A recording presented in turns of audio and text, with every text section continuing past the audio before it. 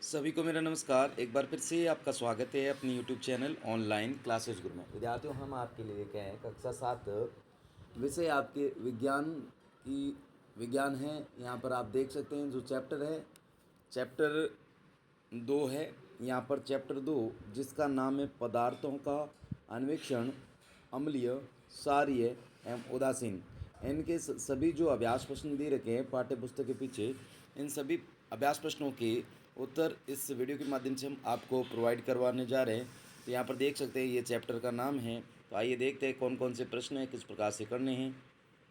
तो यहाँ पर देख सकते हैं जो पहला प्रश्न है आपके सामने स्क्रीन पर।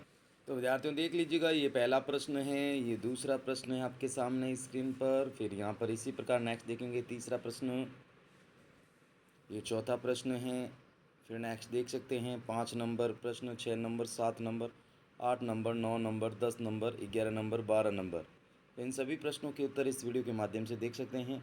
तो आइए देखते हैं पहला प्रश्न।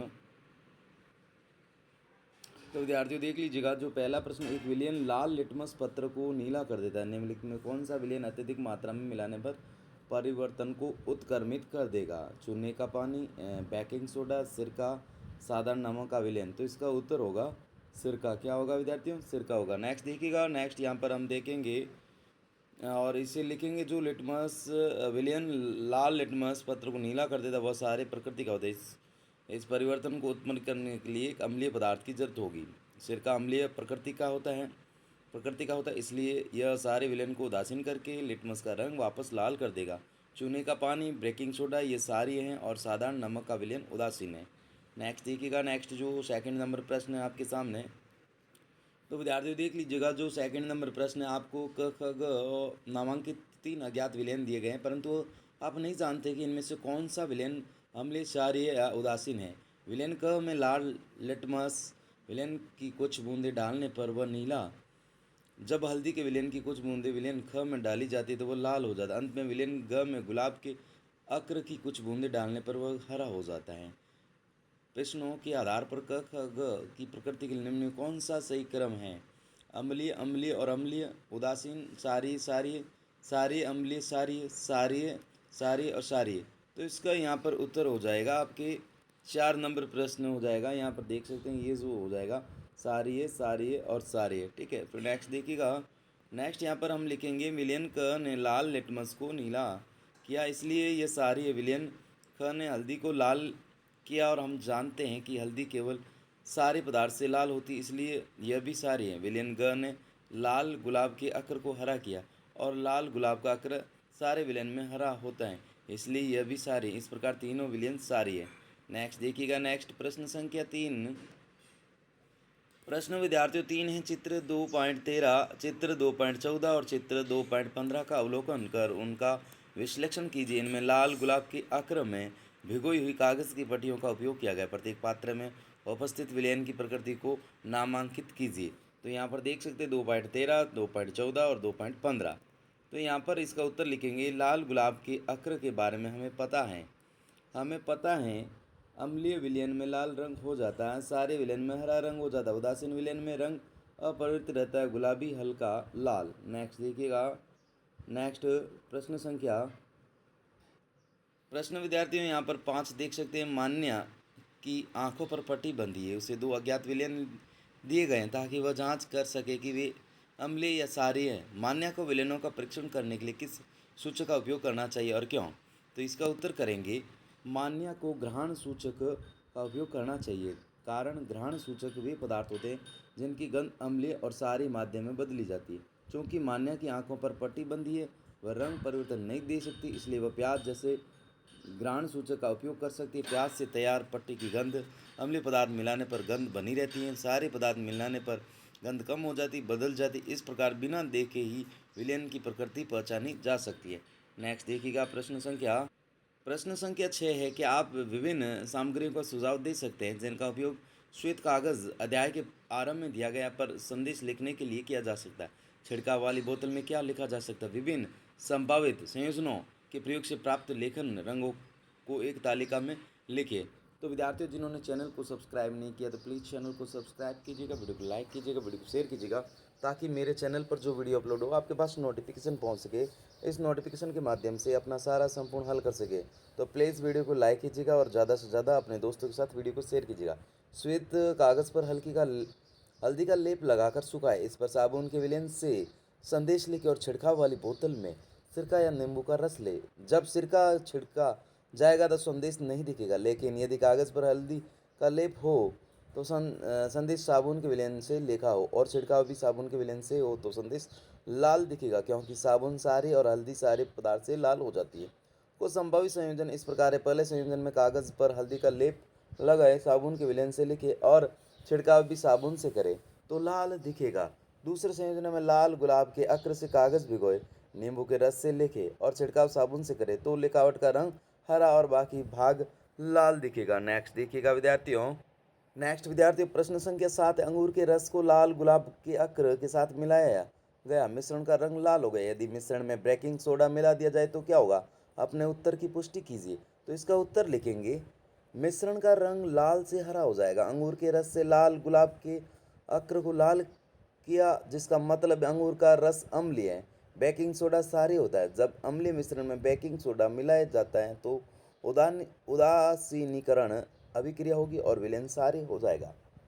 लाल गुलाब का अक्र सारे विलयन में हरा हो जाता है, इसलिए मिश्रण का रंग लाल से हरा हो जाएगा। नेक्स्ट देखिएगा, नेक्स्ट जो प्रश्न है आपके सामने 8, अश्विन ने अपनी दादी के जन्मदिन पर संतरे के रस का उपयोग करके उन्हें एक गुप्त संदेश लिखा। क्या आप संदेश को दृश्यमान करने में दादी की सहायता कर सकते हैं?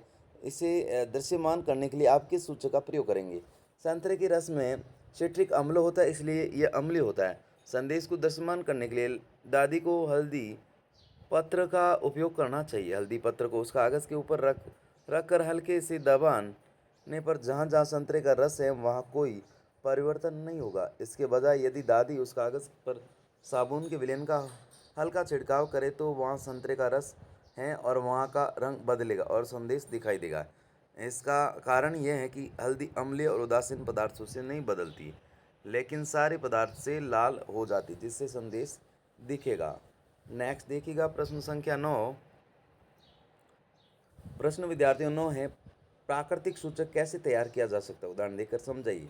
तो इसका उत्तर करेंगे, प्राकृतिक सूचक वे पदार्थ होते हैं जो अम्लीय और सारे विलयनों में अलग अलग रंग दिखाते हैं और इन्हें प्रकृति में मिलने वाली चीज़ों से बनाया जाता है। उदाहरण के रूप में लाल गुलाब के अक्र से प्राकृतिक सूचक बनाने की विधि इस प्रकार है। सबसे पहले लाल गुलाब की घिरी हुई पंखुड़ियाँ एकत्रित करें और उन्हें पानी से धो लें। फिर उन्हें खरल और मूसल से अच्छी तरह कुचले और कांच के गिलास में रखकर गर्म पानी डालें। गिलास को ढक्कन से ढककर 5 से 10 मिनट प्रतीक्षा करें जब तक पानी रंगीन न हो जाए। इसके बाद इसे छान लें। यह छना हुआ रंगीन द्रव की पुष्प अक्र है जो प्राकृतिक सूचक का काम करता है। यह अम्लीय विलयन में लाल और सारे विलयन में हरे रंग का हो जाता है।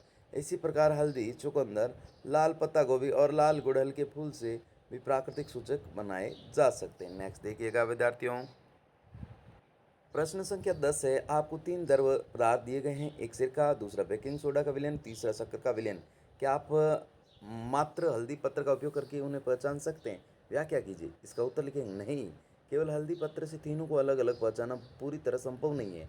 हल्दी पत्र केवल सारे पदार्थों से लाल होता है और अम्लीय तथा उदासीन दोनों पदार्थों से ये पीला ही रहता है, यानी रंग नहीं बदलता।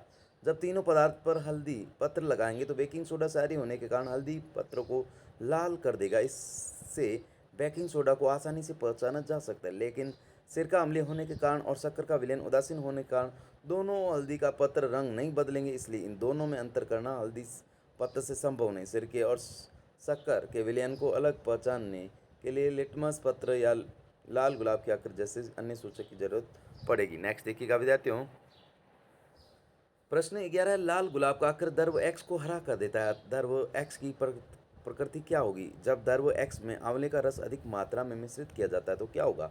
इसका उत्तर लिखेंगे, लाल गुलाब का अक्र सारे विलयन में हरा हो जाता है। चूंकि द्रव एक्स ने अक्र को हरा किया, इसलिए द्रव एक्स सारे प्रकृति का है। आंवले के रस में ऑक्सैलिक अम्ल और सिट्रिक अम्ल होते हैं, इसलिए यह अम्लीय होता है। जब आंवले का रस अधिक मात्रा में द्रव एक्स में मिलाया जाएगा तो अम्ल और क्षार के बीच उदासीनीकरण अभिक्रिया होगी। पहले विलयन उदासीन होगा और आंवले का रस अधिक होने के कारण अंत में विलयन अम्लीय हो जाएगा। लाल गुलाब का अक्र अम्लीय विलयन में लाल हो जाता है, इसलिए मिश्रण का रंग हरे से लाल हो जाएगा। नेक्स्ट देखिएगा, प्रश्न 12, निम्नलिखित प्रवाह चित्र में दी गई सूचनाओं का अवलोकन कीजिए और उनका विश्लेषण कीजिए। अधूरी जानकारी को पूरा कीजिए। एक उद्यान की कल्पना कीजिए जिसमें पौधे स्वस्थ दिखाई नहीं दे रहे हैं। मु- मुद्रा की मृदा की प्रकृति हो सकती है मृदा की प्रकृति हो सकती है मृदा की प्रकृति का परीक्षण करने के लिए किस सूचक का उपयोग किया जा सकता है? अम्लीय मृदा का उपचार से किया जा सकता है। सारे मृदा का उपचार से किया जा सकता है। तो इसका उत्तर लिखेंगे, मृदा की प्रकृति अम्लीय हो सकती है, मृदा की प्रकृति सारी हो सकती है। मृगर मृदा की प्रकृति का परीक्षण करने के लिए किस सूचक का उपयोग किया जा सकता है? तो लिटमस पत्र। अम्लीय मृदा का उपचार चूने से किया जा सकता है। सारे मृदा का उपचार जैविक खाद और कंपोस्ट की गई पत्तियों से किया जा सकता है। एक उदाहरण की कल्पना कीजिए जिसमें पौधे स्वस्थ दिखाई नहीं दे रहे। मृदा की प्रकृति अम्लीय हो सकती है, मृदा की प्रकृति क्षारीय हो सकती है। मृदा की प्रकृति परीक्षण करने के लिए किस सूचक का उपयोग किया जा सकता है? तो इस प्रकार से लिखेंगे, अम्लीय मृदा का उपचार से किया जा सकता है। क्षारीय मृदा का उपचार जैविक खाद और कंपोस्ट की गई पत्तियों से किया जा सकता है। तो इस प्रकार से इस वीडियो के माध्यम से सभी प्रश्नों के उत्तर आपको प्रोवाइड करवा दिए। वीडियो कैसा लगा कमेंट करके बताइएगा। Thanks for watching. वीडियो देखने के लिए धन्यवाद।